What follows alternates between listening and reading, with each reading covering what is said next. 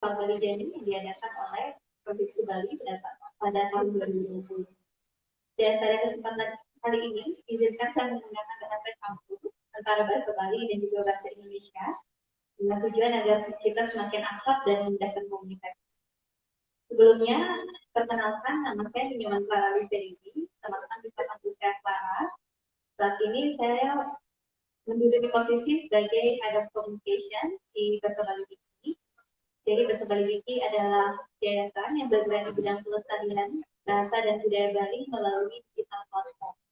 Dan berbahagia sekali rasanya pada kesempatan kali ini dalam rangka memeriahkan Festival Bali Jadi, kami berkesempatan untuk mengadakan acara timbang buku untuk membahas mengenai pembuatan buku Lohayu Mas yang kelima dan keenam yang kemarin sudah sempat diresmikan dan diluncurkan oleh Bapak Gubernur Bali bertepatan dengan pembukaan Festival Bali Jadi tahun 2020. Jadi teman-teman apa kabarnya? Baik semuanya? Baik. Harus selalu sehat ya walaupun kita sedang menghadapi pandemi COVID-19, tapi semoga kita tetap memperhatikan protokol kesehatan agar kita bisa selalu berada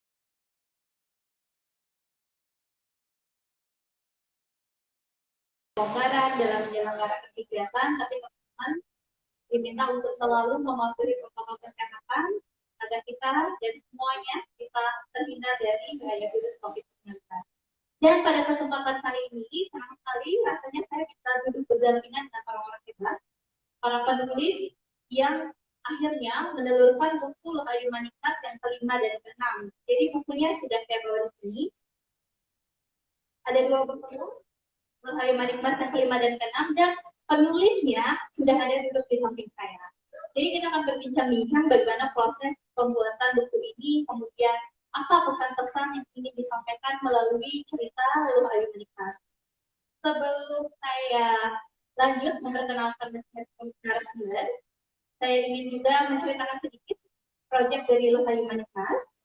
Jadi Lohayu Manikas adalah proyek pembuatan buku cerita anak yang dikembangkan oleh Bahasa Bali Wiki. Jadi selama ini prosesnya kami telah membuat 6 buku Lohayu Manikas. Buku 1 ditulis oleh buku 1, 2, dan 3 ditulis oleh Rimadu Sugianto, kemudian Bo Arik Wijayati, dan Viputu Supartika. Tadi saya lihat saya Viputu Supartika ada di sini. Kemudian buku keempat ditulis oleh Mbak Suci, dan buku kelima dan keenam kita bisa langsung bertemu dengan penulis dan mentornya pada kesempatan kali ini. Tepuk tangan dulu dong buat penulis dan teman-teman semuanya. Biar semangat ya. Jadi Lohayu Manikas ini sebagai proyek yang dikembangkan oleh Bahasa Bali Wiki telah mendapatkan beberapa penghargaan dan dukungan yang dari UNESCO Confucius Prize for Literacy dan juga National Geographic Sustainability Grant. Jadi senang sekali rasanya sponsor-sponsor yang lainnya seperti United in Diversity beserta masyarakat yang berada di Amerika Serikat yang memberikan dukungan terhadap proyek Lohayu Manikas. Jadi, supaya tidak berlama-lama, saya akan membacakan riwayat dan CV dari masing-masing narasumber kita yang telah hadir pada sesi hari ini. Pertama, telah duduk di samping saya, perempuan yang sangat cantik dengan kebaya hijaunya. Jadi, ini adalah Ibu Kadek Sonia Vijayanti. Beliau lahir di Singaraja pada tanggal 4 Maret 1984 dan saat ini sedang berprofesi sebagai dosen pengajar sastra di jurusan Pendidikan Bahasa Inggris Universitas Pendidikan Ganesha Singaraja. Kemudian beliau merupakan pendiri dari komunitas Mahima Institute Indonesia dan aktif menghasilkan karya berupa cerpen, prosa, puisi, naskah drama, esai, dan sering dimuat di media baik itu lokal maupun nasional. Beliau juga aktif menjadi pembicara dan pengisi Ubud Writers and Reader Festival dengan tema Kartini Makartini bersama di Lestari, dan tahun ini juga ya kemarin juga menjadi pembicara di URF tahun 2020. Kemudian Ibu Sonia sejak tahun 2011 aktif mengikuti berbagai kegiatan penulisan, di antaranya adalah creative writing di Griffith University Australia. Kemudian pada tahun 2012 dan 2013 mengikuti pertemuan penulis ke Asia Pasifik South Asia Festival di Adelaide, Australia. Kemudian di tahun 2014, Ibu Sonia mendapatkan hibah seni budaya program TV ke Eropa. 2015 mendapatkan penghargaan Widya Pataka dengan karya berjudul Perempuan Tanpa Nama. Di tahun 2016 hingga 2019 hingga 2020 aktif menulis kreatif dan pentas ke berbagai negara seperti Malaysia, China, India, Macau, Nepal, dan buku terbarunya berjudul Dongeng Kayu yang ada sudah terpajang di pameran buku ya di sebelah sana teman-teman bisa. Nah, tepuk tangan dulu untuk Ibu Kadek Sonia Visayati yang merupakan mentor dari penulis di buku ke-6 Loh Ayu. Baik, terima kasih Ibu atas kehadirannya. Selanjutnya yang di tengah, wah ini luar biasa ya, karena kita bertemu dengan adik yang masih muda, tetapi sudah bisa membuat buku Hayu Manikmas loh. Jadi penasaran ya nanti prosesnya bagaimana kita bisa cerita bersama Suhendriani, jauh-jauh datang dari Singaraja, merupakan perempuan yang sangat manis, lahir di Banyuning pada 13 Maret tahun 2003. Waduh, kalau kita di tengah ini jauh banget. Dan merupakan siswa aktif di SMA Negeri 1 Singaraja dan aktif mengikuti organisasi kosmatik dan organisasi tari kreasi nasional. Hobinya adalah tentu saja menulis, kemudian menari, menonton film, memasak, dan ngalahan lagu poleng adalah buku pertamanya. Wah, hebat sekali ya. Tepuk tangan dulu untuk Hendriani. Dan narasumber kita yang terakhir adalah Bli Gus Arya Lawamaduaba. Beliau seorang penulis juga dan penulis buku Hayu Manikmas seri kelima. Novel pertamanya yang berjudul Putih Biru di tahun 2019 mengisahkan tentang petualangan remaja di desa di Bali dan mendapatkan penghargaan 8 besar novel pilihan dalam UNES International Novel Writing Contest pada tahun 2017 di Semarang. Merupakan penulis dari buku trilogi Hari Kata dan aktif menulis banyak cerpen dan artikel. Dan saat ini beliau tengah menekuni profesi sebagai dosen di bidang sastra dan linguistik. Hobinya menarik sekali, jalan-jalan ke desa yang sepi dan pergi ke museum. Benar seperti itu? Tepuk tangan dulu untuk Gus Arya Lawamaduaba. Senang sekali teman-teman semuanya, kita kedatangan 3 penulis hebat dan salah satunya adalah adik kita. Waduh, masih kecil tapi udah aktif menulis, itu luar biasa sekali. Dan saya ingin bertanya nih ke masing-masing peserta. Maaf masing-masing narasumber ya. Jadi kenapa sih mau menulis? Kenapa suka menulis? Karena saya pribadi menurut saya menulis itu susah banget gitu. Jadi menulis bagi saya itu butuh fokus untuk menghasilkan sebuah tulisan. Dan ketika sudah selesai tulisannya pun kita masih ragu kadang dengan tulisan yang sudah kita buat. Sebelum berbicara lebih lanjut mengenai buku Hayu Manikmas, saya mau tanya dulu pertama dari Ibu Sonia. Kenapa Ibu kemudian memilih menjadi penulis dan kenapa sangat mencintai kesastraan dan kepenulisan itu? Silakan Ibu. Terima kasih. Selamat sore semuanya. Semoga kita semua sehat ya. Izinkan saya melepas masker sebentar ya. Oke. Baik, saya menulis itu pertama karena saya ingin menuangkan ekspresi diri ya. Kita tahu bahwa manusia selalu memiliki pertanyaan-pertanyaan dalam hidupnya. Manusia selalu memiliki kecemasan-kecemasan, kemudian cita-cita, mimpi-mimpi yang kemudian itu menjadi sesuatu yang berkembang di bawah sadar kita.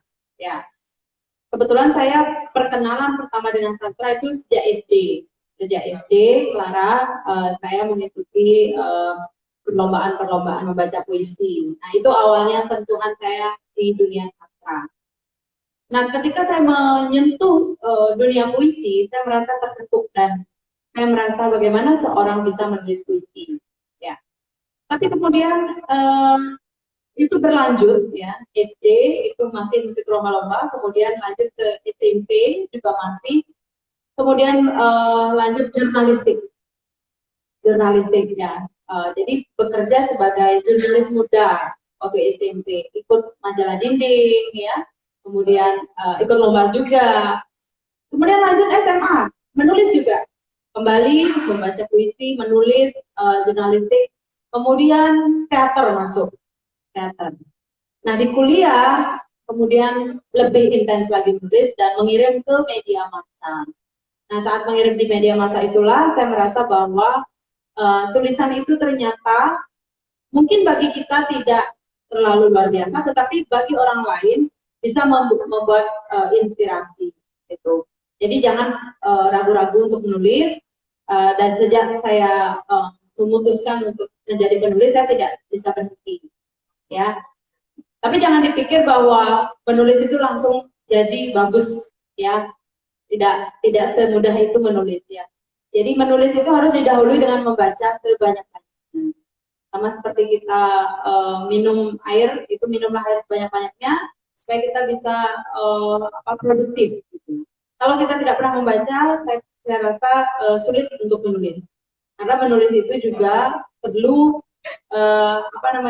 referensi dan ide-ide segar. Jadi kita tidak lagi menulis apa yang sudah ditulis. Usahakan menulis apa yang belum ditulis. Atau usahakan menulis apa yang tidak pernah ditulis. Sesuatu yang tidak terpikirkan. Kalau orang lain menulis tentang pandemi COVID-19 membuat orang sedih gitu, jangan menulis itu lagi, sudah membosankan. Misalnya ada yang ide terbaru misalnya, apa tentang COVID tapi menarik. Nah, itu yang ditulis. Itulah yang kemudian membuat kita akan terus-menerus tertantang untuk melahirkan karya baru. Seperti itu. Ya, itu dulu ya. Terima kasih Clara.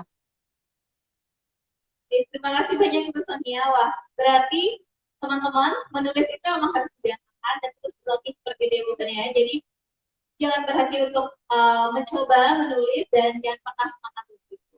Terima kasih, sangat menginspirasi. Baru awal aja Bu Sonia udah menginspirasi kita semua ya. Kita lanjut ke yang paling manis, yang paling muda yaitu kita semua. Halo Tuh Hendy. Halo Kak. Aduh, sebentar ya. Kita ketemu sama adik yang jodoh dari Singaraja dan aktif menulis. So Hendy boleh cerita nggak sedikit? Kenapa sih pada akhirnya itu suka menulis dan pada akhirnya mau terlibat dalam proyek Luar Silakan. Baik, terima kasih atas waktu dan kesempatan yang diberikan kepada saya. Nah, di sini saya akan menceritakan bagaimana awalnya saya mau bergabung dengan proyek dari Buku Layu Manik. Jadi awalnya itu saya dihubungi oleh wali kelas saya untuk menjadi perwakilan dari sekolah untuk mengikuti proyek ini. Nah, pada awalnya saya berpikir karena ini saya belum pernah menulis, bagaimana jika nanti tulisan saya tidak bagus? Bagaimana jika nanti tulisan saya tidak ada yang mau membaca begitu? Namun berkat dari dorongan dari orang, dari keluarga, orang tua, kerabat, dan juga guru-guru di sekolah, saya mau mengambil resiko ini dan saya mau bergabung dengan proyek Buku Ayu Manikmas. Pada awalnya saya mengira mau menulis ini tidak akan terlalu susah. Namun setelah dijalani, susahnya bukan main ya. Menulis satu buku itu butuh upaya perjuangan yang sangat lama untuk menghasilkan buku yang bagus. Dan itu semua juga berkat mentor dari Ibu Sonia yang membimbing saya dalam menulis, sehingga saya bisa menyelesaikan proyek Buku Layu Manik yang terkenal. Terima kasih. Luar biasa sekali. Tepuk tangan dong. Ya, luar biasa ya. Bu Henry pun awalnya bilang ini butuh proses dan pada akhirnya karena ketekunan Si Henry, bukunya selesai juga dan berkat mentor Ibu Sonia. Lanjut kita ke Bligus Arya yang juga merupakan aktif menulis dan menulis novel ya Bligus ya. Tentu saja untuk menulis buku cerita ini bukan hal yang susah, tapi justru sebaliknya. Selamat Bligus Arya. Ya, terima kasih. Selamat siang semuanya. Ya, saya nulis novel itu berbeda tulis Luhai masing-masing. Dan terima kasih juga atas undangannya yang paling ganteng. Luhai Mas ini ya memang saya hobinya memang menulis sesuatu yang ada. Jadi karena saya lahir di Bali, besar di Bali, dan saya suka dengan alam. Jadi alam-alam penulisan Bali itu selalu saya jadi berpikiran. Dan di novel-novel saya pun seperti novel Putih Ibu yang tahun 2011 yang baru diterbitkan tahun 2011. Itu ceritanya tentang remaja Pak. Di daerah Pedesaan. Jadi dalam novel itu bisa dibeli di Gramedia. Mudah-mudahan masih ada ya. Jadi saya menggabungkan di sana bagaimana Bali yang tradisional kemudian mengalami sentuhan-sentuhan teknologi dan sentuhan-sentuhan ideologi, terutama bagi para remaja. Kalau yang di novel lagi satunya yang Hari Tanpa ini, saya angkat legenda. Unik ya di Bali. Mungkin tidak banyak yang tahu ya tentang bunga teratai. Yang konon ada katanya bunga teratai yang tumbuh di atas Bali. Yang menimbulkan penyakit ceritanya. Jadi saya ingin jadi dalam setiap tulisan jadi saya menulis sejak SD sebenarnya. Jadi waktu saya SD di desa, masih pakai sandal jepit waktu itu di sekolahnya. Jadi saya nulis di kertas setiap hari, terus saya bacakan sama teman-teman. Kemudian SMP juga terus, sampai SMA, menulis cerpen juga, dan beberapa kali menjuarai lomba cerpen di balai bahasa juga. Dan topik-topik cerpen saya atau tulisan saya memang khusus untuk Lohayu Manikmas buku kelima ini, saya merasa tertantang ya, karena waktu itu tentang plastik juga, tentang perpustakaan juga, yang tentang topik-topik lain juga. Jadi kira-kira topik tentang Bali yang saya harap apa ya? Yang saya dapat inspirasi, gimana kalau tentang buah? Jadi karena buah-buahan lokal Bali itu juga adalah komoditas. Karena saya sering mendaki ya. Saya mendaki ke Gunung Batu, dan sebagainya. Itu ada banyak buah-buahan hutan, buah-buahan lokal Bali yang enak ternyata. Seperti misalnya buah utu. Jadi kalau kawan-kawan pergi ke desa-desa itu ada buah utu dan sebagainya. Jadi banyak di antara yang juga belum tahu buah-buah lokal yang tidak kalah bagusnya dengan buah-buahan impor. Juga bisa meningkatkan kecintaan kita. Dan tantangannya di Lohayu Manikmas ini juga adalah mengkolaborasikan bagaimana Lohayu akhirnya memperkenalkan buah-buahan lokal itu dan membuat buah-buahan lokal ini dicintai oleh orang-orang Bali. Itu tantangan. Baik, sudah ada bocoran ya dari Bu Gustaria. Kenalan dulu untuk Bu Gustaria. Jadi sebelum kita bahas lebih lanjut tentang buku Lohayu Manikmas, tadi udah ada intermezzo dari Bu Gustaria bahwa buku yang ditulis itu menceritakan tentang buah-buahan lokal. Tapi sebelum itu saya mau tanya dulu kepada penonton, para peserta di sini, ada yang tahu nggak ya buku ke-5 dan ke-6 itu judulnya apa? Ada yang tahu? Belum ada yang tahu? Baiklah. Dan ini kesempatan emas ya kita untuk mengenalkan cerita ya. Ya, teman-teman, buku ke-5 dan buku ke-6 dari Lohayu Manikmas ini unik ya. Tadi sudah sedikit dibocorkan oleh Bu Gustaria untuk buku ke-5 seperti ini. Jadi ini judulnya adalah Lohayu Manikmas Memulung Buah-buahan Lokal. Ya. Kemudian di buku ke-6 yang ditulis oleh Ibu Sonia dan Suhendri beserta Melania Tori, itu adalah Lohayu Manikmas Ngalahan Lebu Polen. Penasaran kan ya isi ceritanya seperti apa? Nanti akan diceritakan konsep dasarnya saja ya. Jadi kalau mau baca cerita selengkapnya silahkan membeli itu ya. Jadi mulai dari Bigus Arya dulu, melanjutkan yang tadi Bigus Arya. Tolong dielaborasi sedikit ide awal kenapa pada akhirnya memilih topik buah-buahan lokal yang menjadi cerita dari Lohayu Manikmas. Jadi Lohayu Manikmas ini sedikit ya, bahwa dia adalah superhero perempuan Bali yang kemudian menggunakan segala kekuatannya untuk melawan musuh. Nah, lalu bagaimana dengan di buku ke-5? Silakan Ibu Saria sedikit interview. Ya, silakan. Nanti spoiler ya. Nanti spoiler gitu. Nggak beli. Ide dari Lohayu Manikmas ke-5 ini, saya suka buah utu gitu. Mungkin ada teman-teman yang suka buah utu ya. Itu mungkin nggak tahu buah utu. Ada yang tahu nggak? Ada yang tahu, biasanya kalau dari Ketang gitu, dari Bangli itu buah utu gitu. Jadi Clara tahu? Saya enggak juga. Jadi buah utu itu kayak nangka. Jadi Dia kecil, kalau dikupas kulitnya itu bisa jadi rujak. Biasanya ibu-ibu ngidam itu suka buah itu. Itu buah asli Bali, agak asamnya, sama-sama manis. Nah, suatu hari saya berburu buah itu, terus nggak ada yang tahu sih. Jadi di pasar-pasar itu, sampai ke Singaraja saya pernah jadi buah itu. Yang ada itu buah pir, buah anggur yang merah itu, buah yang hijau, ya buah-buah yang lazim yang kita temukan. Tapi itu kan sebenarnya buah impor ya, buah yang tidak asli Bali. Kalau buah itu ini lezat, ya bagus sekali kandungan gizinya. Ini udah buah asli Bali, tidak ada yang tahu. Dan kemudian juga pernah saya mendaki ke Gunung Teran di daerah Buleleng Barat itu banyak buah bekul di sana. Ada yang tahu bekul mungkin ya? Kalau lewat di bagian di belakang Tiara Dewa itu jual bekul di sini. Oke, ya. Ada yang tahu ya? Ada. Ya. Itu juga enak sekali. Dan saya mikir gimana kalau kita perkenalan buah supaya teman-teman di Bali juga tahu buah-buah lokal Bali gitu. Dan tercetuslah ide buat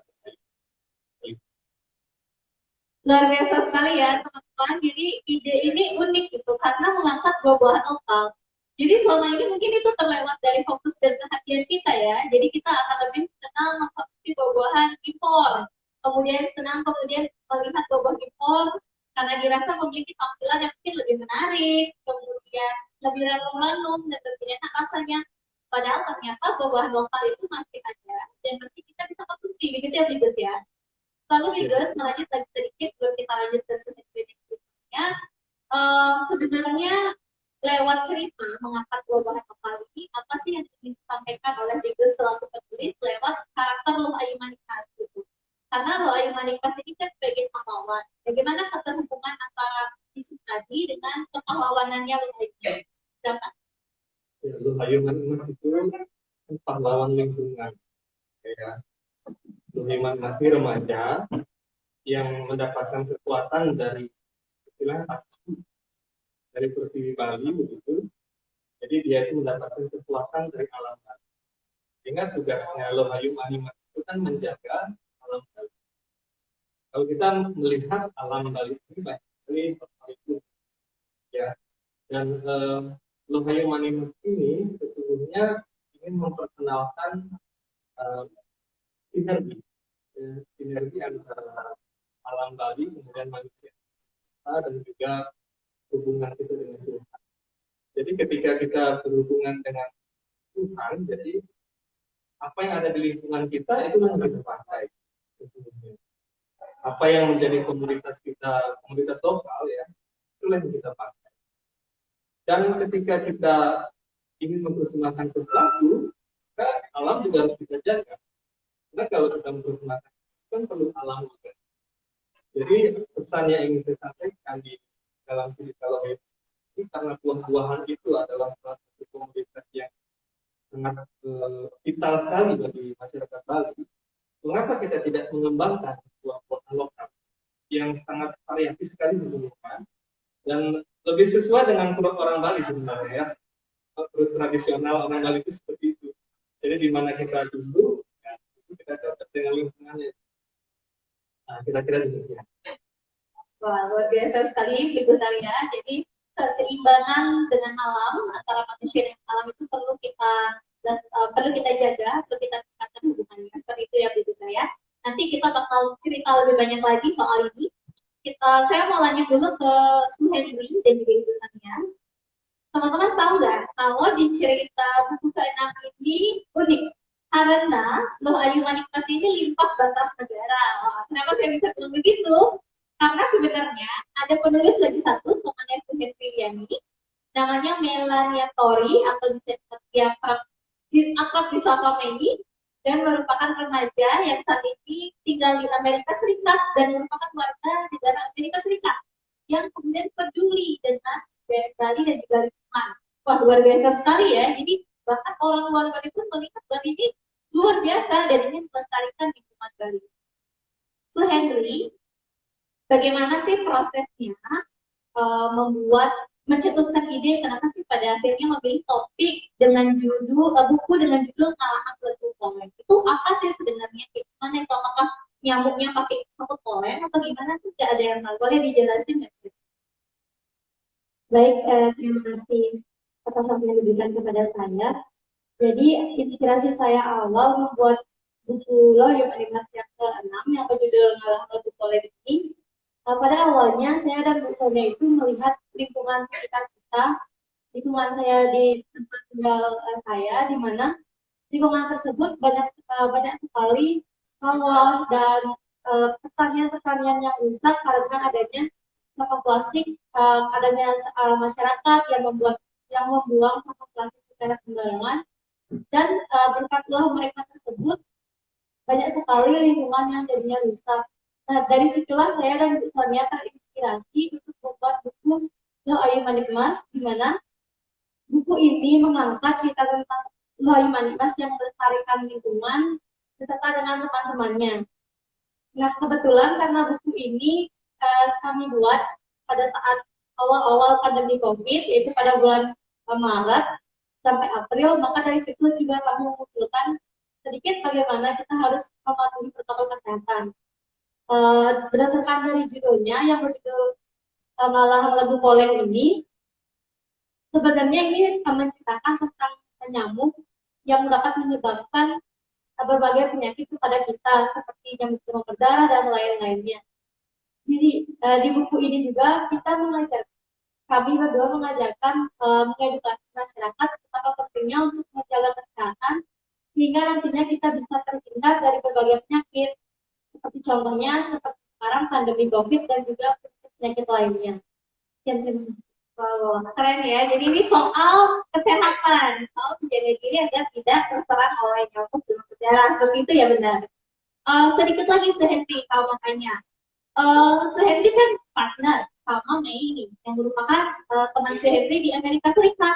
Nah, boleh diceritain nggak keseruannya membuat cerita bareng bersama Mei yang ada di Amerika Serikat pada teman-teman silakan. Baik. Jadi saya awalnya itu tidak mengetahui bahwa saya memiliki partner dari Amerika. Namun ternyata setelah masuk grup ada seorang yang umurnya mungkin tidak jauh berbeda dengan saya yang nantinya akan menjadi partner saya untuk membuat buku ini. Awalnya saya bingung untuk mengangkat ceritanya bagaimana, soalnya kan kita di Bali dan dia di Amerika itu pasti sangat sulit. Nah, maka dari itu kami di dalam grup tersebut berkolaborasi untuk bagaimana ceritanya menyambungkan antara Lo Ayu Manik Mas yang tinggal di sini dengan ceritanya Mei yang tinggal di Amerika. Oke, terima kasih banyak ya Su Henry. Keren banget, jelas banget. Jadi ternyata Su Henry ini awalnya nggak menyangka, ada teman juga di Amerika Serikat yang mau peduli dan akhirnya bisa kerja bareng. Sebuah pengalaman yang sangat menyenangkan ya Su Henry. Baik, kita lanjut ke Ibu Sonia. Ibu Sonia, bahwa sebagai seorang penulis yang telah berkiprah lama, kemudian sering menjadi pelatih dan mentor dari beberapa penulis untuk proyek kali ini. Bagaimana kesan Ibu? Karena kali ini Ibu mementori 2 penulis sekaligus dengan lintas batas negara, yang satunya di Bali, yang satunya di Amerika Serikat. Gimana proses koordinasinya? Tadi ceritakan Ibu Sonia.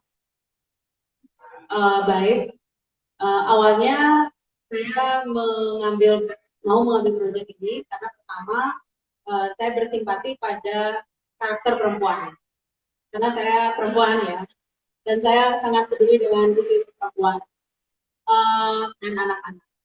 Nah, Lo Ayu Manik Mas ini adalah tokoh karakter perempuan Bali yang masih usia remaja, yang menurut saya ini sangat pas. Bagaimana si Lo Ayu Manik Mas ini kelak akan menjadi leader, ya, new leader, ya, woman leader, gitu. Lalu saya mau terlibat dalam proyek ini. Nah, kalau misalnya saya sudah komit dengan satu proyek, saya akan melakukan yang terbaik yang bisa saya lakukan. Jadi ketika itu tim memberikan saya penulis si Su Hendriani yang kami kenalan lewat WA karena waktu itu pandemi, sampai saat ini masih pandemi ya. Jadi WA begitu, kemudian akhirnya bertemulah di rumah saya di Singaraja juga. Awalnya Suhendri sangat kebingungan ya akan membawa kemana draft yang dia tulis. Jadi memang awalnya saya memberikan Suhendri kebebasan untuk menulis apa yang ingin dia tulis. Karena memang tahap pertama untuk menulis itu adalah free writing ya. Free writing and free thinking. Ya, jadi free writing and free thinking will let your minds free. Ya, kalau pikirannya sudah free, menulisnya jadi lancar. Nah, tapi kemudian Suhendri karena belum banyak pengalaman ya, kesulitan juga mengarahkan kemana cerita ini akan dibawa. Jadi ketika itu kami menggodok draft, sampai draft itu kita revisi berulang-ulang, gitu ya. Pertama kita mau fokus di COVID awalnya, tetapi kemudian beralih ke demam berdarah. Mengapa? Karena COVID sudah banyak dibicarakan orang.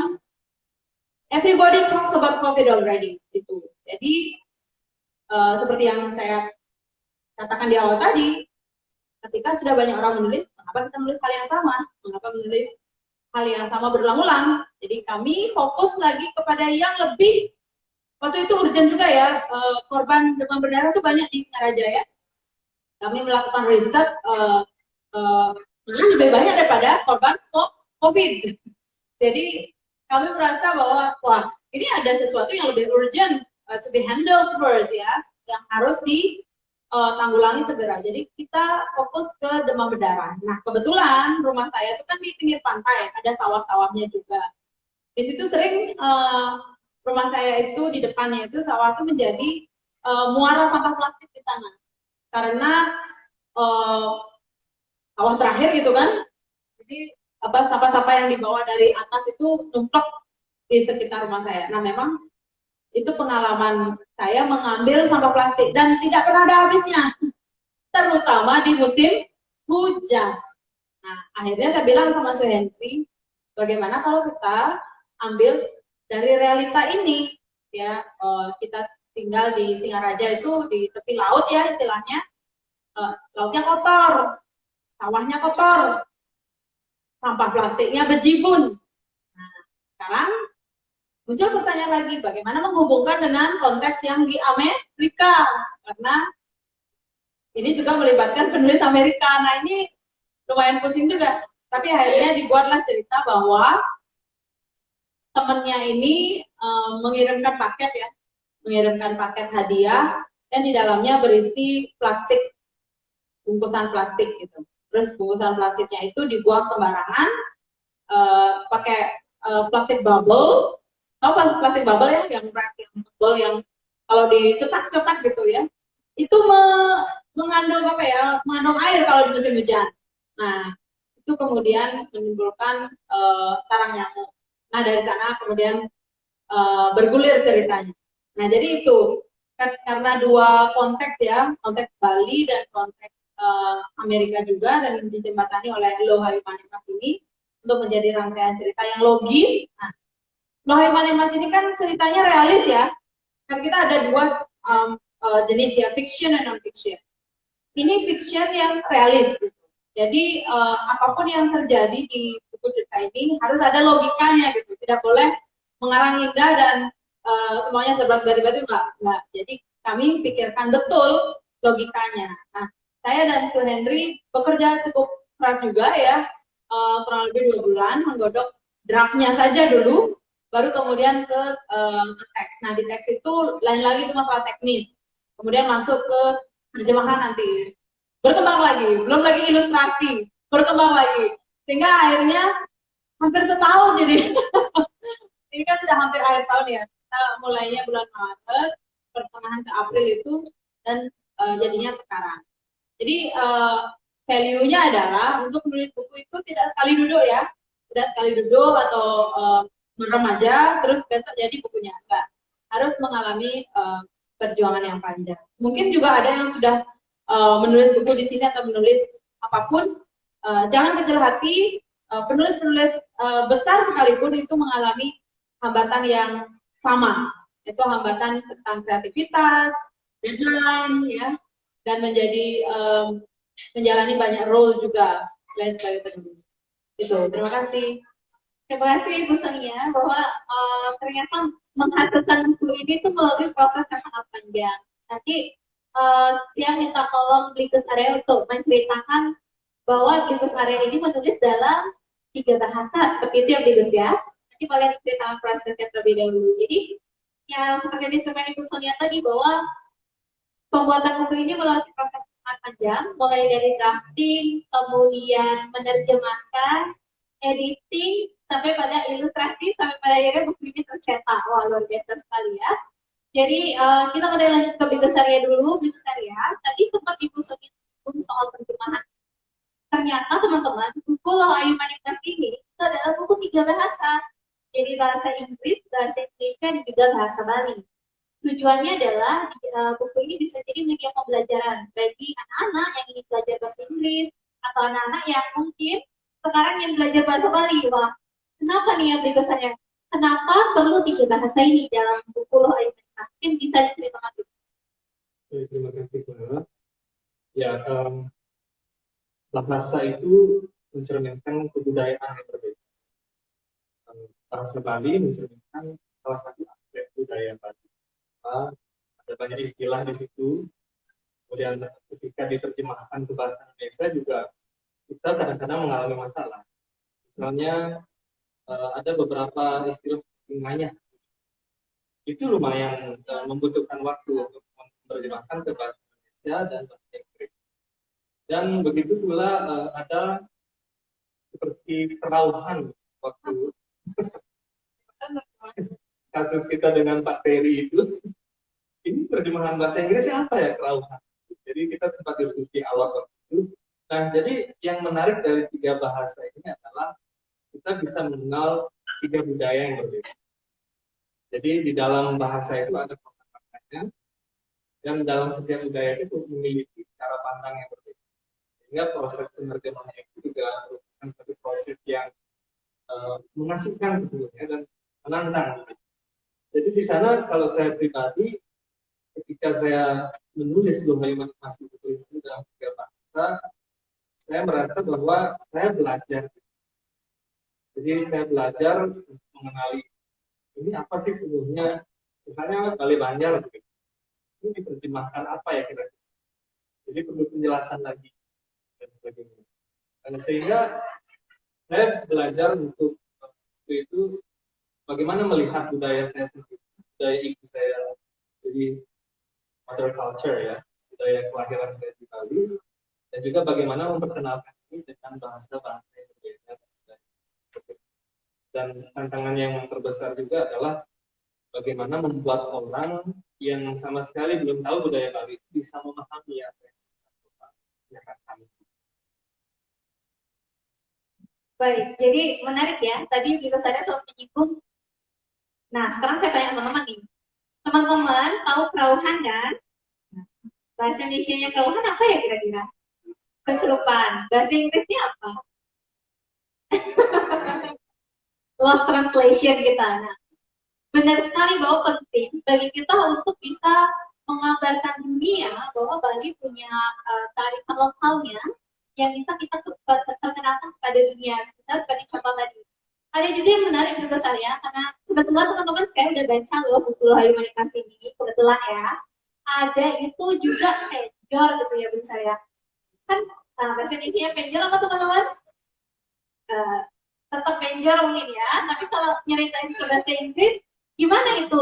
Penjor is bla bla bla bla, itu susah kan ya. Jadi seperti itu disengaja Biggesaria tadi. Biggesaria saya mau tanya nih, kenapa sih penting bagi kita untuk memperkenalkan kearifan lokal Bali kepada dunia? Apa sih pentingnya gitu? Kenapa kita bermimpi besar sekali untuk mengenalkan Bali kepada dunia?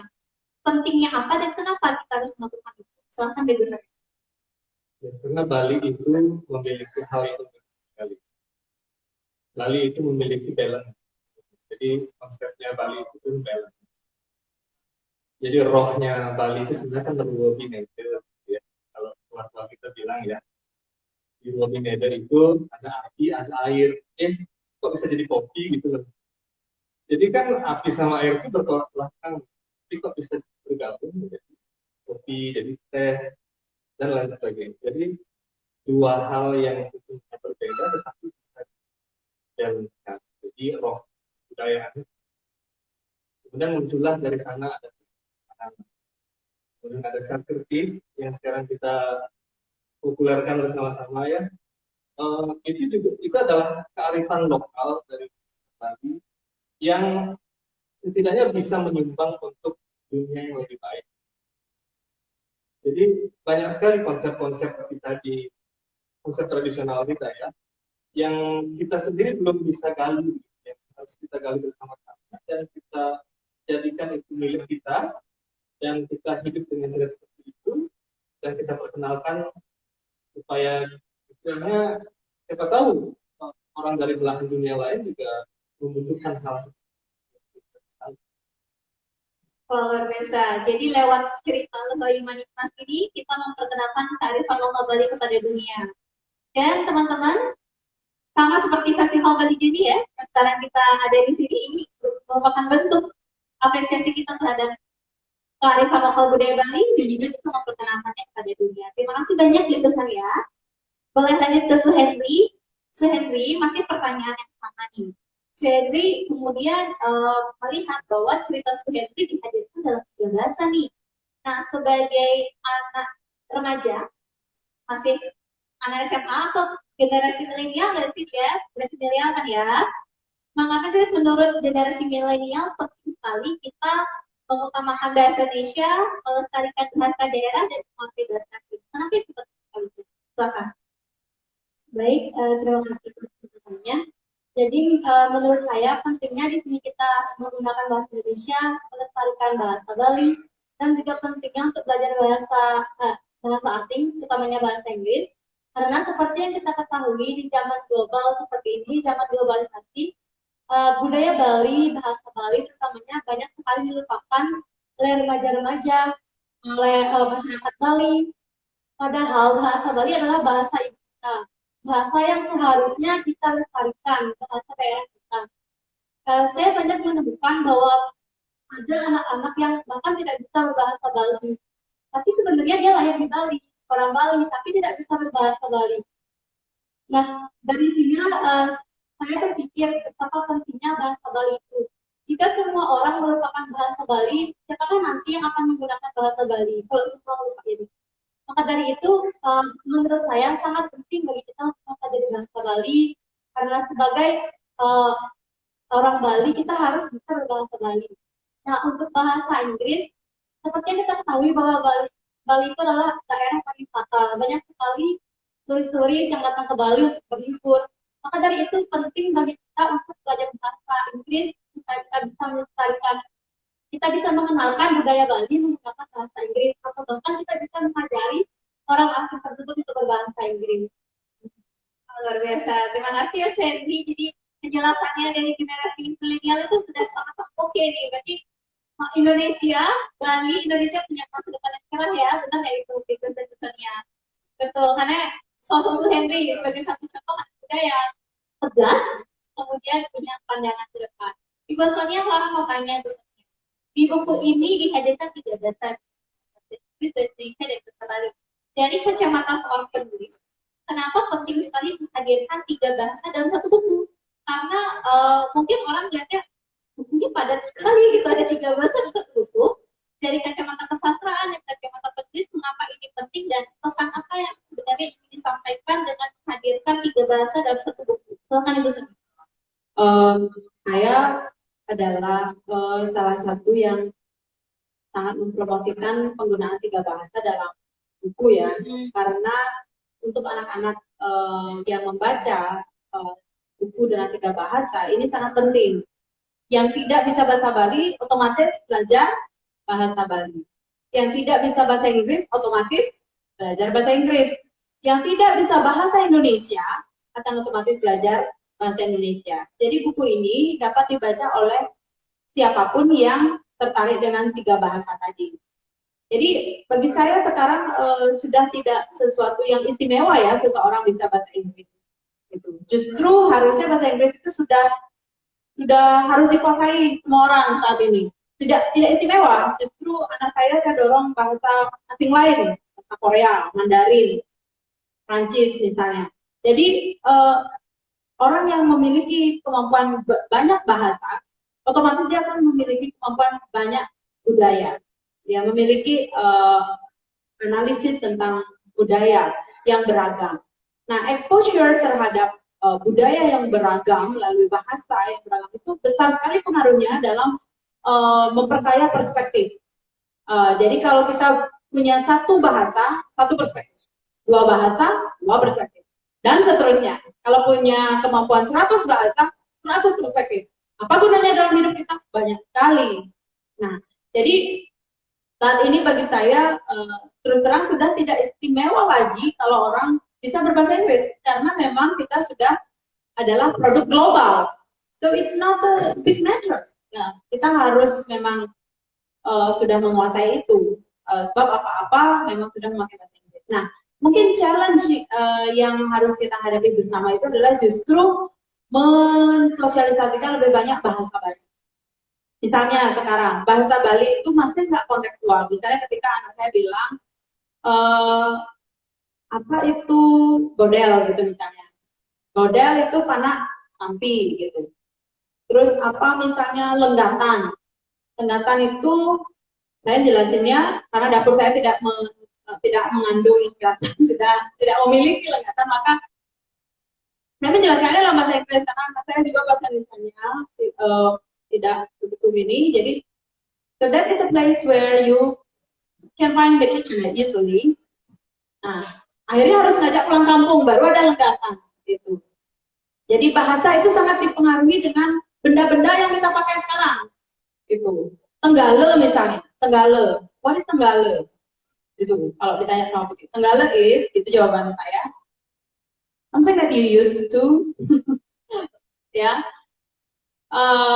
Artinya harus melihat barangnya. Nah, barangnya nggak ada, tenggale sudah diganti dengan mesin. Ngerti kan ya? Terus sekarang kalau nanya mata uang, masih ada loh di mata pelajaran bahasa Bali. Setiman, 45. Domas, 800. Right? Samas, 400. Apa lagi? Tulung benang, 75. Jadi, ketika anak berinteraksi, dia masih nggak pakai 75 itu. Masih nggak pakai beli kacang tulung benang gitu. Apakah dia akan ngomong seperti itu di Indomaret? Udah nih kita kacangnya tulung benang gitu. Nobody will understand. Nah, sebenarnya bahasa, semua ketawa ya. Masih nggak ada yang pakai bahasa samas, domas, tung tali, doang tali tengah, mungkin yang kayak gitu. Mungkin yang masih umum tuh ya datu tali, limang tali. Tapi terus terang kalau saya sama anak saya nggak pakai limang tali gitu, nggak ngerti dia. Jadi, nah bahasa itu tergantung kebutuhannya. Nah dengan buku ini kita memaksa orang untuk butuh membaca bahasa Bali. Meskipun dia nggak butuh mungkin ya, tapi kebutuhannya harus diciptakan. Nah ini sebenarnya trik kita sebagai generasi muda dan pendidik, saya sebagai pendidik untuk menciptakan kebutuhan-kebutuhan. Misalnya ada kebutuhan untuk misalnya ngambil pisau di dapur itu kita bilang aja, ambilin dong tiuknya gitu, meskipun campur-campur ya. Apa tiuk gitu? Tiuk is pisau, knife. Gitu. Apa-apa campur-campur. Terus ada bahasa-bahasa yang lumur gitu misalnya. Lumur, ada yang tahu lumur itu apa? Gelas. Terus kalau di kampung itu ada bahasa kayak rock itu kun, ya benar. Kok hebat ya, ini ada tambahan ya? Nah, oh ya. Terus ada lagi apa ya? Sereg, kunci, sereg, tahu nggak kunci sereg? Oh, dan banyak lagi. Nah, benda-benda ini sekarang sudah jarang kita temukan juga kalau benda-benda budaya yang aneh-aneh itu ya. Soalnya sereg itu misalnya itu bukan sereg kayak kuncinya tuh kunci yang gembok gitu. Itu kunci sereg tuh hubungannya dengan gembok ya, bukan kunci yang kayak kunci-kunci saat ini itu bukan serak gitu. Serak itu kenapa namanya serak? Karena biasanya tuh anak kunci itu banyak gitu. Ada 1, 2, 3 baru bisa disebut serak. Kalau cuma 1 anak kuncinya, it's not serak gitu. It's not the one ya. Nah, ini juga karena saya sedang belajar filosofi bahasa juga. Ketika kita belajar bahasa, maka kita juga perlu referensi budaya. Ketika kita tidak memiliki referensi budaya, kita lost. Nah, itu yang banyak terjadi di generasi sekarang, yang ini kita perlu kembangkan. Dan syukurnya buku Lohayu Manimas ini akhirnya akan memaksa siapapun yang ingin belajar bahasa Bali untuk membaca buku ini. Mau tidak mau, ya. Seperti di buku kita itu legu, ya, nyamuk, legu, itu gampang. Terus apa lagi sih Henry? Ya, poleng, hitam dan putih. Terus ada yang lebih spesifik ya, termasuk tadi mungkin buah-buahan seperti utu, itu masih. Oh, jajah sumping tahu sumping ya? Jajah sumping itu ditranslate jadi apa? Rice cake that is wrapped by banana leaf, which is decided. Ada lantang dari padahal itu just sumping ya. It's a rice cake wrapped with banana cake, with banana leaf. Jadi itu Clara menarik sekali bahwa kita sekarang berupaya untuk mensosialisasikan kebutuhan berbahasa. Jadi when you need the language, you will use the language. Nah, seperti sekarang ini kita harus ciptakan kebutuhan berbahasa Bali. Kan sudah ada hari bahasa Bali ya, hari Kamis ya. Tapi kadang belum dipakai tuh bahasa Bali. Masih pakai bahasa Indonesia dan Inggris ya. Tapi harusnya semua kompak tuh bahasa Bali. Halo, sampun ngajar. Halo, sampun ngajar. Halo apa bahasa Balinya? Nah, Gus Arya ini dulu mahasiswa saya ini mahasiswa bahasa Inggris ini memang mahasiswa cerdas, tepuk tangan loh ya. Dari mahasiswa sudah keren. Nah, jadi dia ini bahasa Inggrisnya jago sekali, tapi bahasa Balinya juga jago sekali. Saya juga menulis juga dalam bahasa Bali juga menulis cerpen bahasa Bali. Jadi kita itu sekarang 3 bahasa tuh it's not something istimewa ya, harus gitu. Justru malu sekali kalau 2 bahasa di zaman sekarang ini ya, harus di-upgrade itu dulu ya. Thank you. Luar biasa sekali, tepuk tangan dulu dong buat Ibu Sonia. Jadi ngomongin bahasa Ibu Sonia ini menarik ya, karena Lohayu Manimas ini 3 bahasa. Kita ini warga Indonesia, warga Bali khususnya itu termasuk yang keren gitu, karena kita masih 3 bahasa. Orang Amerika itu malah amazed sama kita, oh kok bisa 3 bahasa? Karena kan hanya cuma bisa 1 bahasa, yaitu bahasa Inggris. Ketika saya berkesempatan untuk menceritakan bahwa di rumah saya pakai bahasa Bali dengan orang tua saya, di sekolah dan teman-teman sepergaulan pakai bahasa Indonesia. Kemudian ketika mengikuti pelajaran, perkuliahan atau pertemuan internasional, saya pakai bahasa Inggris. Dan mereka terkejut, Ibu, dan Henry juga, kamu bisa 3 bahasa loh, kenapa? Kita mungkin biasa saja, tapi ternyata mereka itu cuma bisa 1 bahasa. Jadi, tepuk tangan untuk kita semua dulu. Oke. Wah, luar biasa. Intens sekali komunikasi kita, tapi kurang rasanya kalau kita tidak interaksi dengan teman-teman, karena ini pertemuan kita sangat intens gitu, karena sedikit jadi lebih hangat. Saya memberi kesempatan kepada teman-teman yang sudah hadir di tempat ini yang ingin bertanya ataupun berbagi seputar pandangannya terkait dengan buku Lohayu Manimas atau kesastraan atau penulisan itu sendiri. So, prosesnya mungkin ada yang mungkin berniat menjadi penulis lalu ingin bertanya mumpung ada Ibu Sonia di sini, mumpung ada Ibu Arya dan Henry begitu. Baiklah, untuk itu silakan teman-teman, apakah ada yang mau bertanya atau bercerita? Wah, luar biasa. Kita sudah ada 2. Bentar ya. Singkat aja. Oke. Silakan sebutkan nama, instansi ya. Berdiri. Silakan. Terima kasih atas kesempatan yang diberikan kepada saya.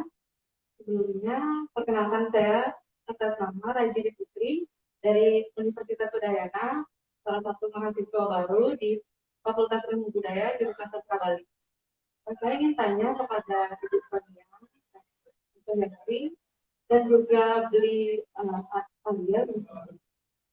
untuk bagaimana tahapan dalam menulis. Selain kita yang awalnya pre-thinking, pre-writing, dan selain juga apa namanya mencari sumber-sumber di internet atau apa banyak hal literasi literatur yang lain. Selain itu, apa lagi tahapannya untuk sampai menjadi sebuah buku? Ya, terima kasih. Aku jawab atau dari apa? Silakan, silakan. Terima kasih atas waktunya. Perkenalkan, nama saya Putu Krisna Paramarta dari Fakultas Ilmu Budaya Universitas Udayana. Saya merupakan mahasiswa baru di program studi sastra Bali di angkatan 2020. Untuk pertanyaannya, bagaimana sih cara memunculkan ide-ide menarik dalam menulis sebuah karya tersebut? Kan tadi Ibu bilang banyak sekali kendala-kendala Ibu, Sendri, dan Pak Arya untuk menulis sebuah buku itu. Bagaimana sih caranya kita untuk meluruskan ide-ide tersebut supaya kita bisa menulis sebuah karya untuk bisa menarik di kalangan masyarakat. Sekian dari saya. Terima kasih atas waktunya. Ada lagi satu? Oh ya, silakan. Terima kasih. Perkenalkan, nama saya Dewa. Nama saya dari Yayasan Tidak Surat Alam, tujuannya. Jadi yang ingin saya tanyakan adalah bahwa yang disampaikan oleh Ibu Narasumber tadi mengenai topik dan tema yang ditulis di buku Loyalitas. Jadi saya ingin bertanya terkait tentang teknis penulisan buku ini, apakah ada kira-kira yang menjadi referensi dalam penulisan buku yang berupa pahlawan. Kalau ini pahlawannya lokal, yang perempuan. Lalu yang kedua, apakah penulisan buku ini melalui beberapa riset sudah dilakukan pengemasan atau tampil yang selanjutnya akan disuguhkan kepada masyarakat. Terima kasih.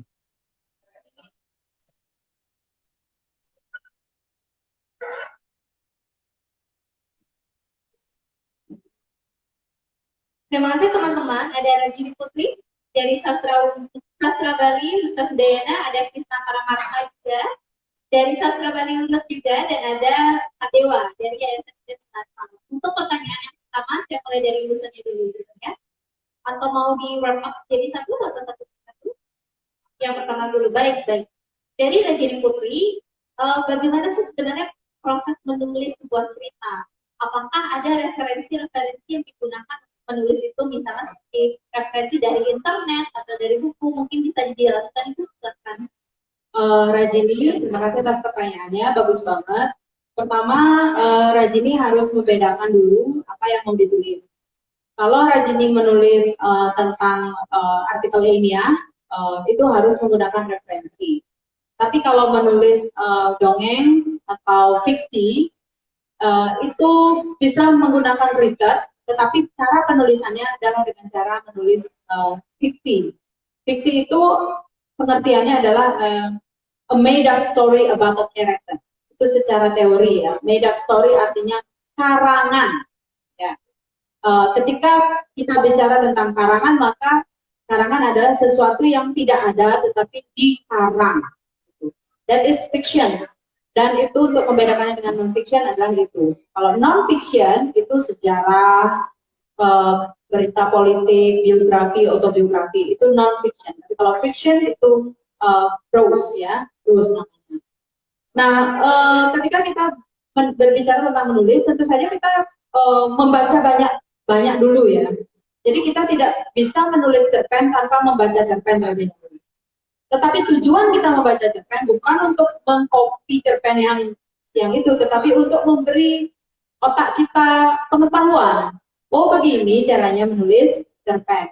Oh, begini caranya menulis puisi. Yang pertama sebelum menulis juga adalah menentukan visi dan voice. Visi itu adalah pandangan ke depan. Mengapa kamu harus menulis? Seperti saya tadi ungkapkan di depan, kenapa saya mau terlibat dalam Lohayu Manik Mas?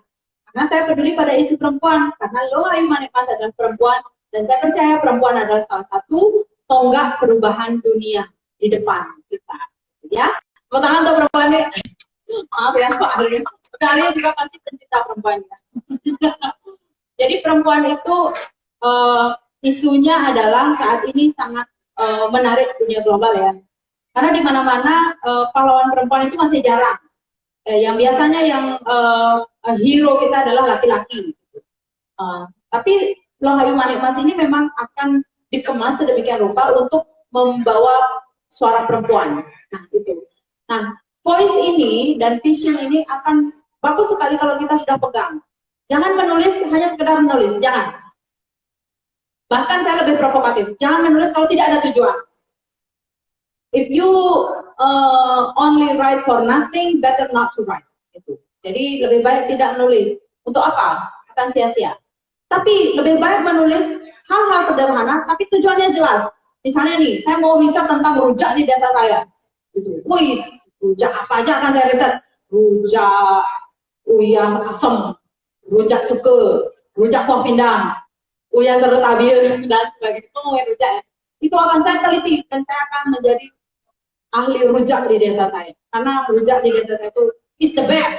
Ya, tidak ada nobody can make rujak like this, gitu ya.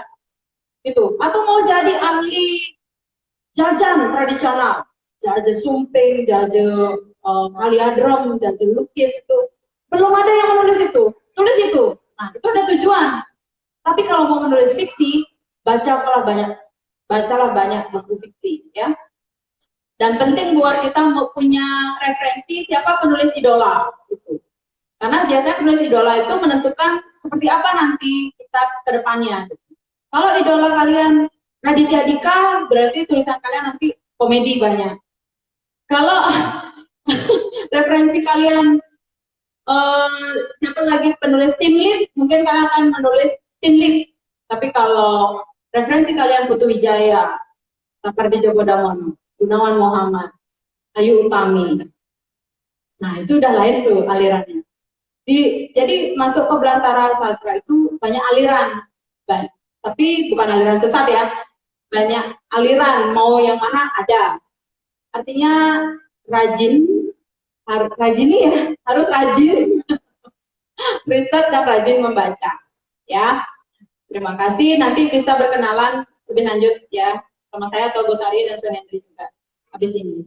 Terus di belakangnya tadi nanya Krisna Paramarta, bagaimana cara menemukan ide? Waduh, ide menarik. Oh iya, biasanya itu pertanyaan klasik ya, pasti pertanyaan klasik di workshop itu, Bu saya nggak punya ide, gitu.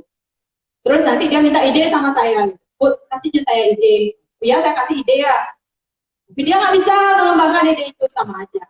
Jadi ide itu sebenarnya jangan dah nanya, saya nggak punya ide, itu kalian pemalas berarti ya. Ide itu ada di mana saja. Ide itu jangan jauh-jauh, seperti saya bilang. Kalau ngomongin rujak, saya suka banget dengan tulisan rujak.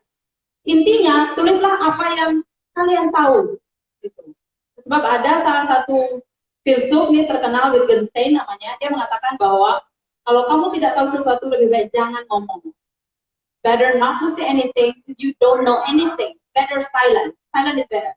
Tapi kalau kamu tahu sesuatu, dalami itu. Misalnya, siapa tadi namanya?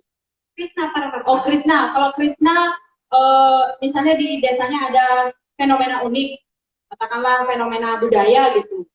Telusuri itu, Krisna akan jadi ahli di bidang itu. Krisna bisa membuat buku tentang itu. Ya. Kalau tidak ada fenomena, buat fenomena. Oh Bu, gimana di desa saya tuh so-so banget tuh, nggak ada something special gitu. Ya udah kamu bikin aja something special. Apa kayak kamu karang-karang, berarti kamu mengarang something special. Berarti kamu penulis fiksi nanti. Ya, tapi tidak ada sih sebenarnya, tidak ada fenomena. Mungkin kalian aja yang kurang peka. Gitu. Nah kalau bicara soal ide, apapun bisa jadi ide. Nah saat ini misalnya kalau kalian lihat Clara bisa jadi ide. Kalau lihat saya bisa jadi ide. Lihat Suhendri bisa jadi ide. Semuanya bisa jadi. Ya. Itu aja. Pertanyaan ketiga dari Kak Dewa.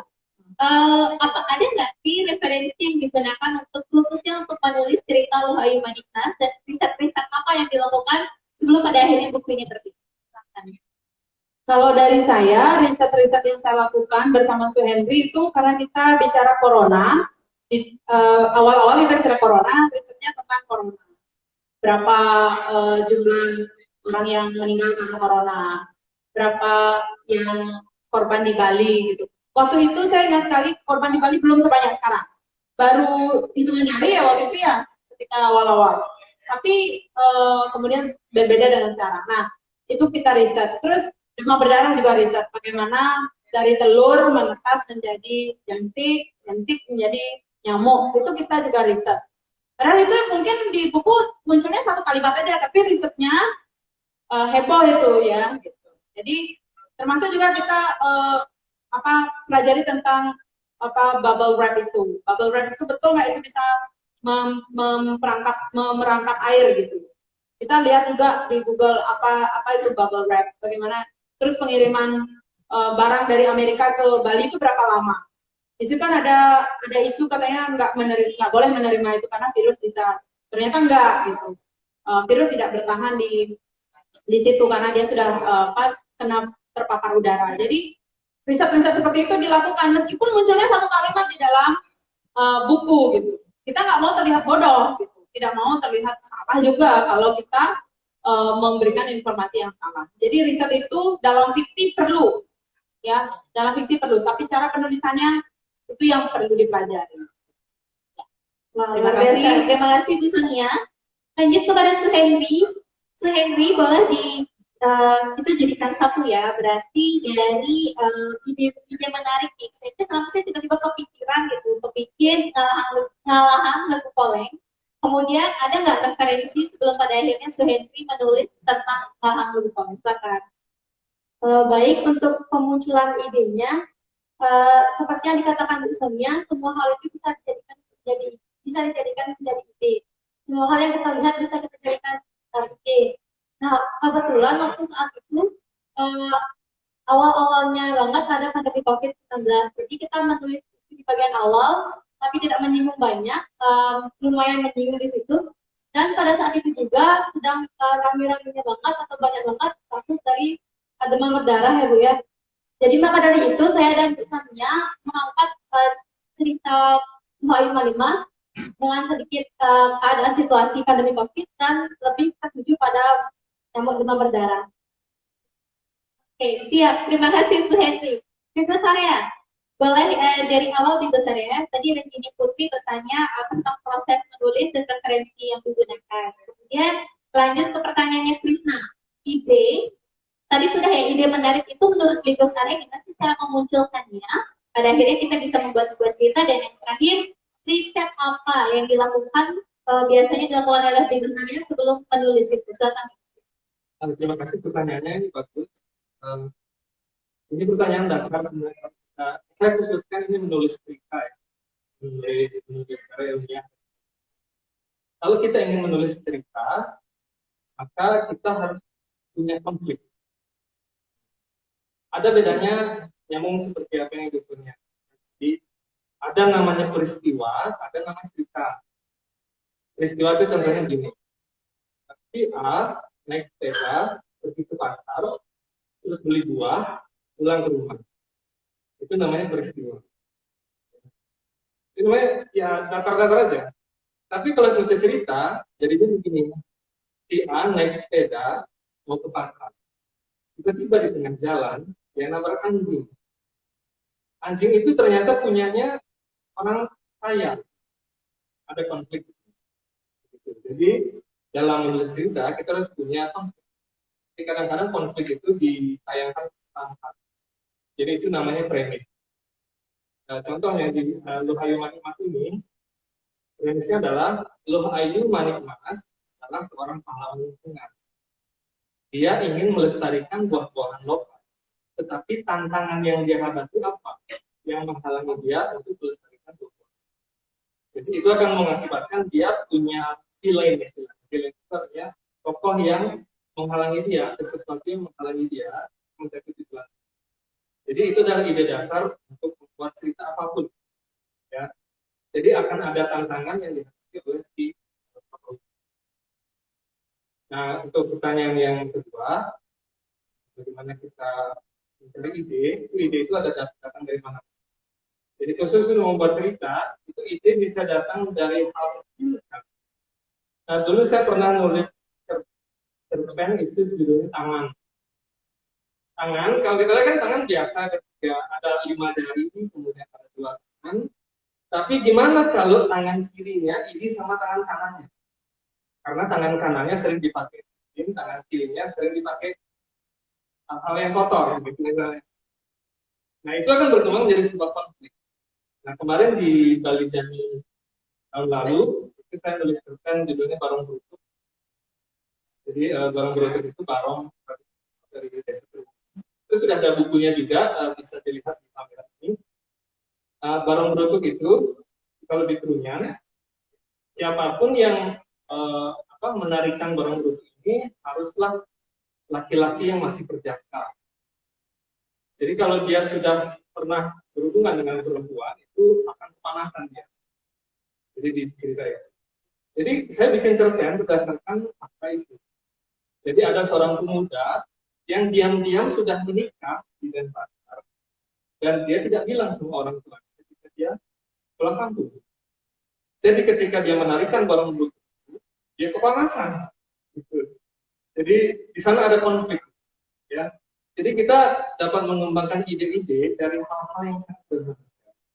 Nah, karena itu seperti yang dikatakan Bu Sonia tadi, kalau kita ingin membuat satu cerita yang bagus, maka kita harus membaca cerita. Jadi seperti Stephen King misalnya, penulis novel terkenal itu, dia menulis novel horor hanya terinspirasi dari rumput. Bayangkan rumput bisa jadi cerita horor. Jadi rumput itu ada semak rumput, orang masuk ke dalam rumput itu, dia tersesat ke masa lalu, ada yang ke masa depan. Jadi jadi horor dia, hanya dari rumput. Kemudian untuk yang ketiga, apakah ada referensi? Ya, itu. Saya banyak membaca. Jadi karena saya tertantang menulis ini, jadi saya tertantang membaca buah-buah apa saja sih sebenarnya yang jadi kelompok tradisional tadi, dan nilai gizinya seperti apa, dan juga mengapa buah-buahan ini kurang diminati oleh generasi.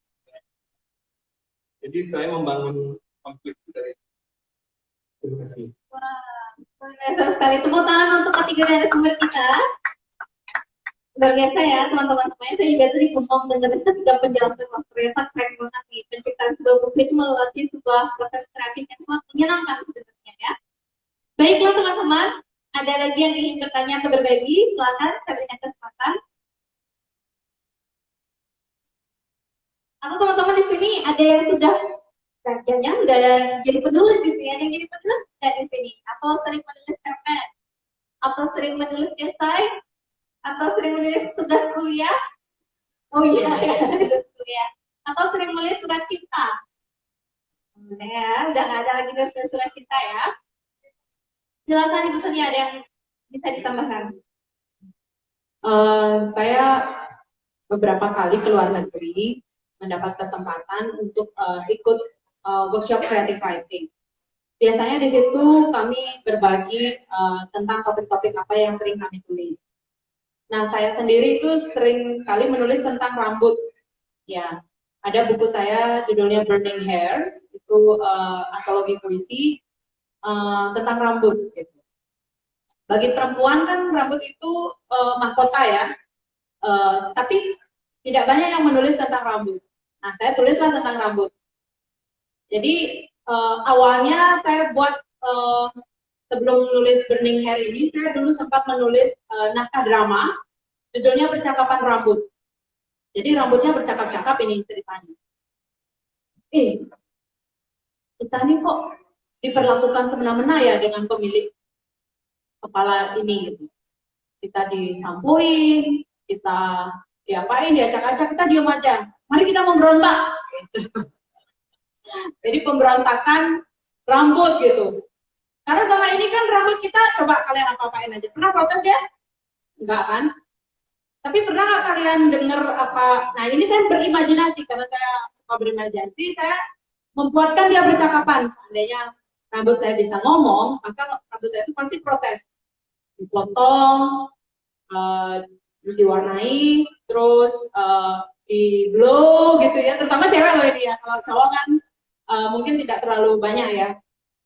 Nah itu kemudian mendasari saya membuat sebuah naskah judulnya Percakapan Rambut.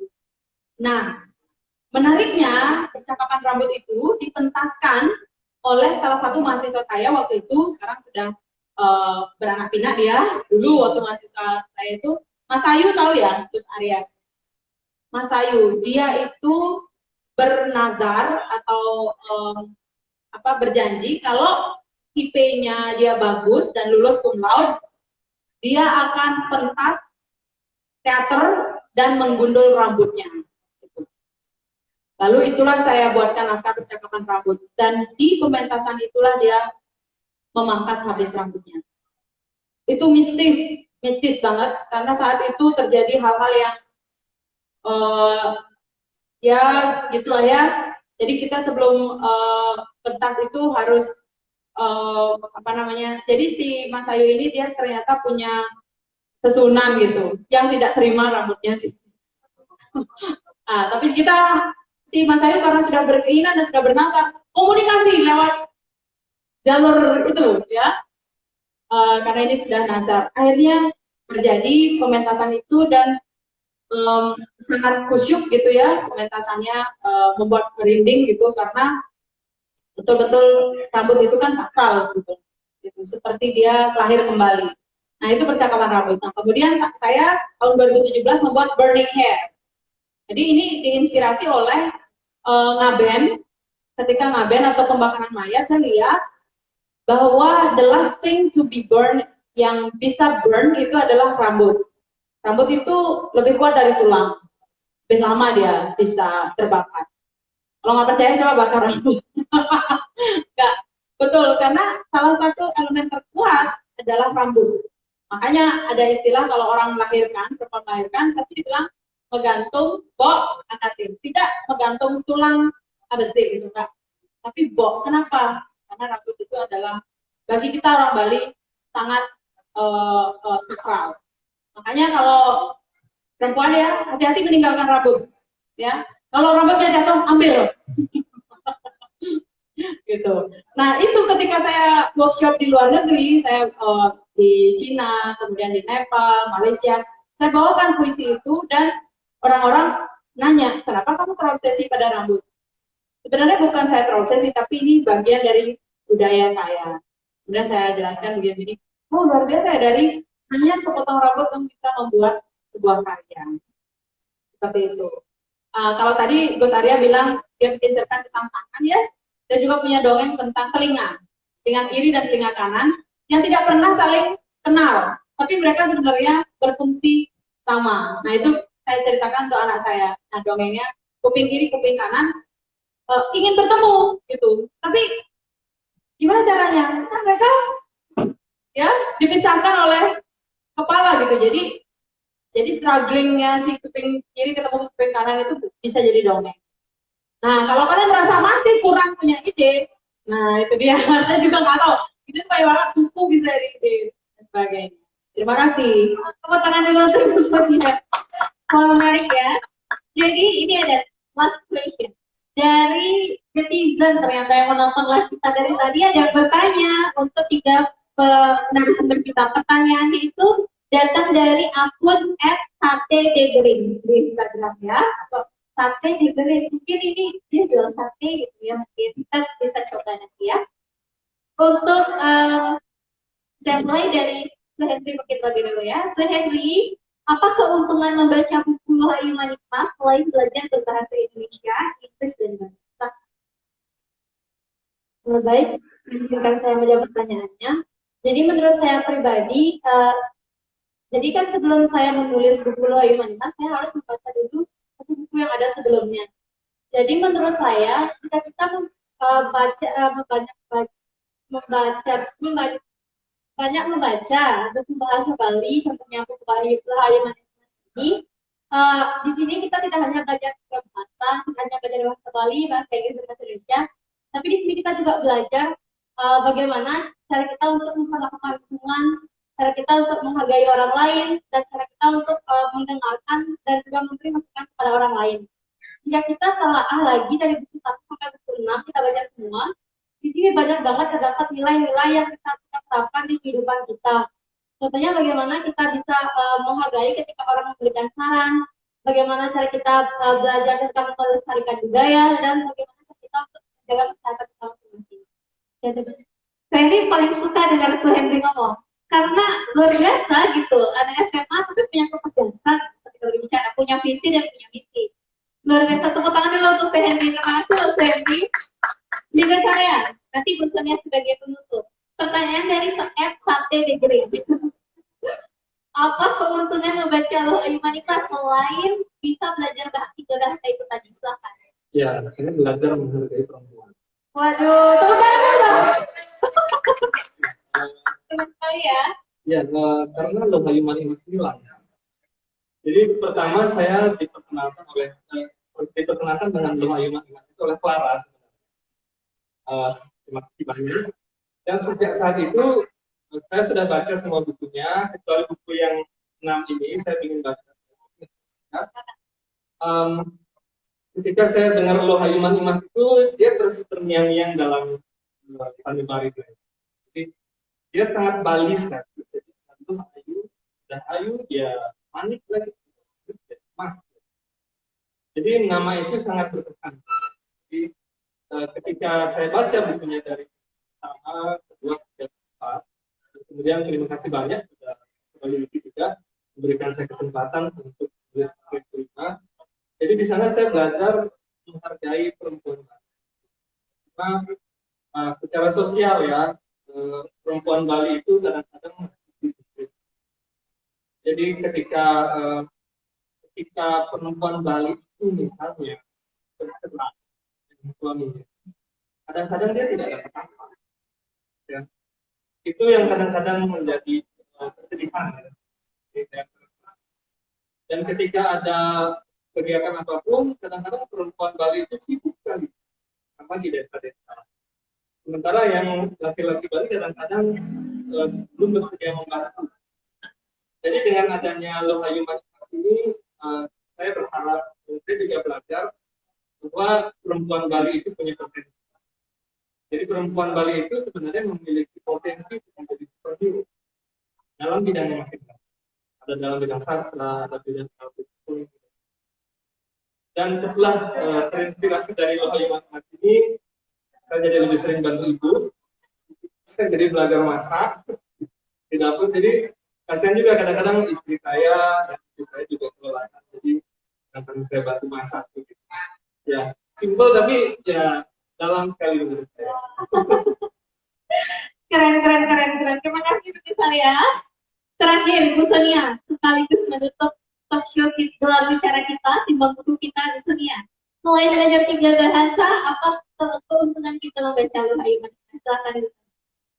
Ya, melanjutkan yang dikatakan oleh Bu Saria tadi, hal-hal yang simple yang membuat perempuan bahagia itu, khususnya kalau kalian menjadi anak gitu ya, yang membuat ibu kalian bahagia itu sesederhana misalnya merapikan tempat tidur atau membantu mencuci piring sehabis makan. Gitu. Nah, perspektif perempuan dalam konteks global saat ini, tentu saja perempuan sudah banyak berkiprah di bidang luar domestik ya, domestik itu perdapuran dan sebagainya. Tapi sekarang juga perempuan dituntut untuk berpartisipasi dalam konteks global, ya. Jadi kontribusi perempuan itu harus dihargai, diapresiasi dan dimaknai. Nah, keseimbangan dalam kehidupan perempuan Bali itu masih menjadi tantangan. Kadang banyak perempuan Bali yang kalau sudah menikah itu melepas karir, ya, atau kalau sibuk berkarir kadang pernikahannya menjadi persoalan. Nah, tapi bagaimana kemudian membuat semua itu seimbang, gitu. Nah, itu hero sebetulnya. Kalau kita bisa menyeimbangkan diri dalam semua kegiatan yang dilakukan, itu sebenarnya kita hero. Bagi siapa? Bagi diri kita sendiri dulu, gitu. Si Loh Ayu Maniklah ini setidaknya dia menjadi hero bagi dirinya dan bagi lingkungan. Nah, itulah yang menjadi poin penting mengapa buku Lohayu Manikmat ini sangat baik untuk dibaca dan sangat baik untuk disebarluaskan. Karena nilai-nilai di dalamnya mengandung perjuangan gender, kesetaraan, kemudian keseimbangan. Gitu. Jadi sekian dari saya. Terima kasih Clara, Bahasa Bali Wiki juga. Terima kasih Su Hendri dan juga Gus Arya. Kita semua di sini harus saling connected, berhubungan untuk membuat budaya literasi baca tulis di Bali khususnya lebih baik lagi. Sekian, terima kasih Clara. Tepuk tangan dulu untuk 3 narasumber kita yang telah hadir dan berbagi cerita pada kesempatan kali ini. Senang sekali kita sudah berbincang banyak, berbagi ilmu banyak soal penulisan, sastra, dan tentunya buku Lohayu Manikmat. Bagi teman-teman dan pengunjung Festival Bali Jadi, bagi yang penasaran dengan cerita buku Lohayu Manikmat, dapat membelinya.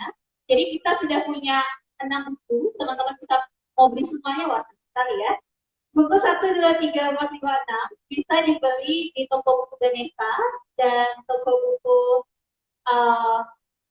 Pak Kinokuniya di Jakarta. Jadi kalau teman-teman mau beli itu bisa dibeli secara online begitu atau di toko buku Ganesha atau langsung menghubungi kami di tim Bahasa Bali Wiki untuk mendapatkan buku terbaru dari Lohayu Manikmat dan juga buku-buku sebelumnya begitu ya. Jangan lupa juga bagi teman-teman untuk mengunjungi Bahasa Bali Wiki sebagai kamus daring di bahasabali.org, langsung menuju ke laman Bahasa Bali Wiki di mana teman-teman bisa belajar bahasa Bali, bahasa Inggris, dan bahasa Indonesia dengan melihat pencarian kata dan contoh kalimat yang disertai dengan gambar dan juga video-video menarik lainnya. Begitu luar biasa sekali. Terima kasih banyak Ibu Sonia, Su Hendri, dan Gus Arya. Terima kasih juga untuk teman-teman yang telah berkesempatan hadir dan terima kasih kepada panitia penyelenggara Festival Bali Jadi yang telah memberikan kesempatan bagi kami untuk berbincang-bincang terkait dengan buku Lohayu Manikmat. Sedih sekali ya kalau pada kesempatan kali ini harus menutup timbang buku kita. Jadi teman-teman semoga selalu dalam keadaan sehat, silakan melaksanakan aktivitas tapi tetap dengan memperhatikan protokol kesehatan seperti itu. Terima kasih banyak. Saya Clara Listidewi undur pamit. Sampai jumpa semuanya dan saya tutup dengan parameter 1. Om Santi Santi Santi Om. Terima kasih. Selamat sore. Baik, kita akan berfoto bersama-sama.